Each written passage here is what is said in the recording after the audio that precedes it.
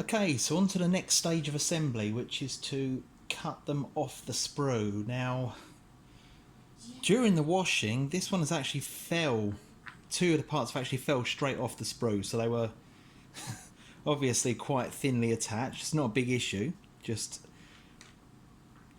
have to take a look at the model and see where the original cut was, just to make sure that that's all nice and clean. So I'm going out with those side-edged clippers.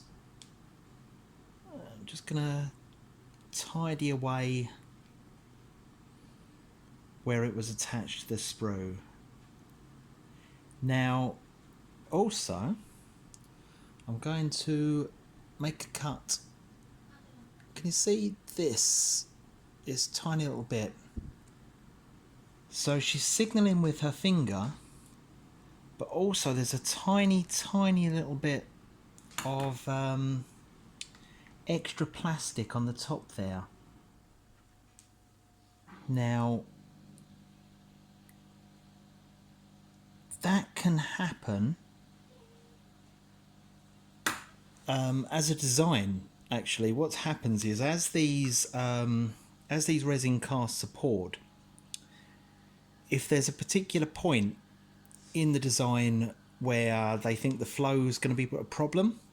Now this happens a lot at the end of gun barrels and monsters' snouts and fingers.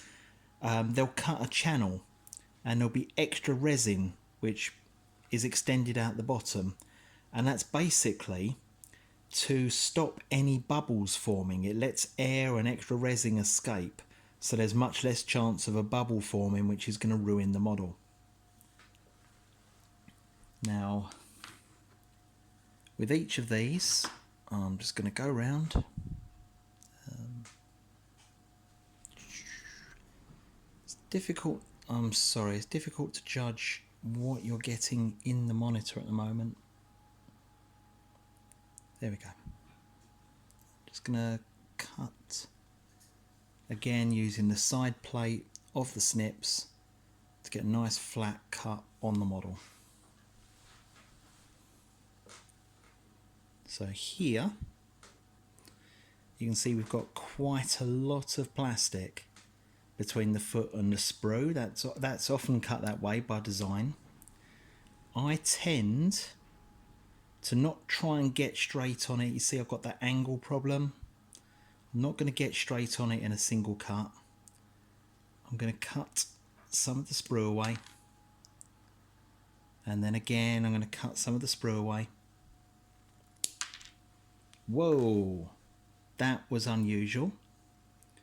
That was another example of a very thin attachment. It just sheared off the foot, and it's actually clean on that one. I was not expecting that. Occasionally you'll get a piece which is connected to the sprue on several rods, and if you're worried about it being a thin piece and it becoming shattered or broken, don't cut immediately straight on the piece. Do as I've done with the bigger chunks of sprue. Cut away, take the tension off before you actually look to get on the piece itself. And that, just check around it again for any of those vents, for any vented pieces. This all looks pretty clean. This is a very nice casting actually. I haven't got much more to cut off them at all. Yeah, it's a very clean mould, this one. It's very nice. Okay, so the next step in preparation, and this will be very difficult to show on the equipment I have, apologies, but where a resin piece is cast, the mould itself will be in several sections, usually just two, but sometimes more, and the process can leave lines where the halves of the mould are joined. Now, all you want to do is just go round with a knife or detail file and take off any residual line that you might find. This again is a very clean casting. I think it's where the actual mould has not had much use.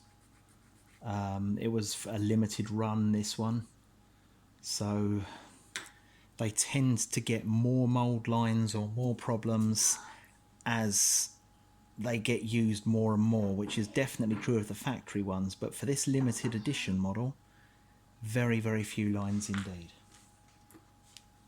Just going to check again. A tiny bit of plastic hanging there.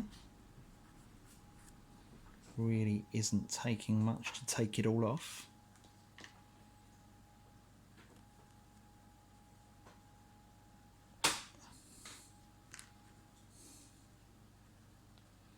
So,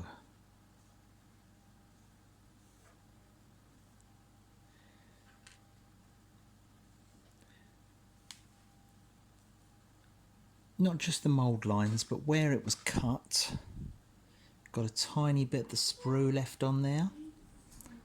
Actually, this one technically wasn't cut. This is one of the pieces that fell off earlier. Just a little file down there. And that, unfortunately, hasn't taken much to... might have a little problem gluing that on. We'll see how we go.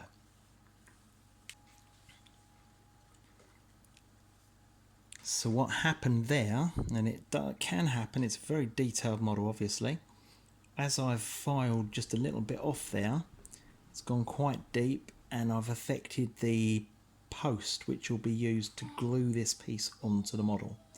We'll see how that goes for actually attaching that when I go to assembly.